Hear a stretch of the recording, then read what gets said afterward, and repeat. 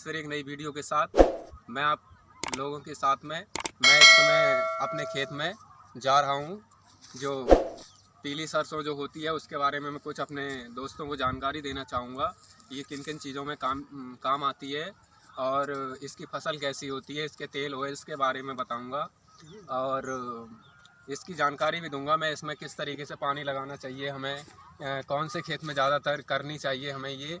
और इसके लिए मैं आ चुका हूँ, खेत में ही खड़ा हूँ। मेरे पास सामने ये पूरे खेत में पीली सरसों लगी हुई है जो आप देख रहे हैं। इसे येलो मस्टर्ड कहते हैं, हमारे यहाँ अधिक मात्रा में ये होती है।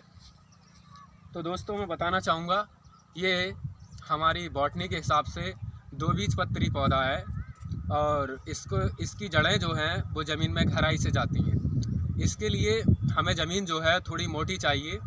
ज़्यादातर मोटी मिट्टी वाली जो ज़मीन होती है उसमें अच्छी मात्रा में होती है ये।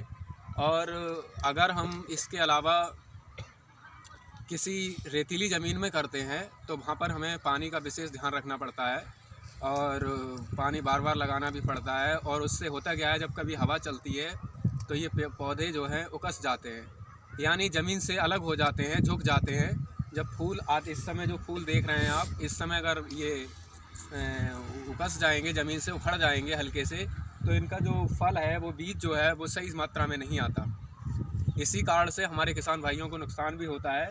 तो हमें क्या देखना क्या है कि जो रेतीली ज़मीन है उसमें जब हम पानी लगा रहे हैं, या फिर मोटी ज़मीन है उसमें जब पानी लगा रहे हैं, उस समय हवा नहीं आनी चाहिए। अगर हवा आती है उसी दिन तो ये सब ज़मीन से उखड़ जाते हैं, फिर फल सही नहीं आता। दूसरी चीज़, हमें कभी भी जब फूल झड़ जाए हमारी सरसों येलो मस्टर्ड पे, तो हमें फिर पानी नहीं लगाना है। पानी लगाते हैं हम तो सही नहीं होती है, दोबारा से फिर ये फूल पत्तियां लेती है और हमारा जो सीड्स है वो सही मात्रा में हमें नहीं मिलता। अब इसका जो तेल है, ऑयल्स वगैरह है, वो तो हम सभी लोग जानते हैं, खाने में सब्जियों में प्रयोग किया जाता है।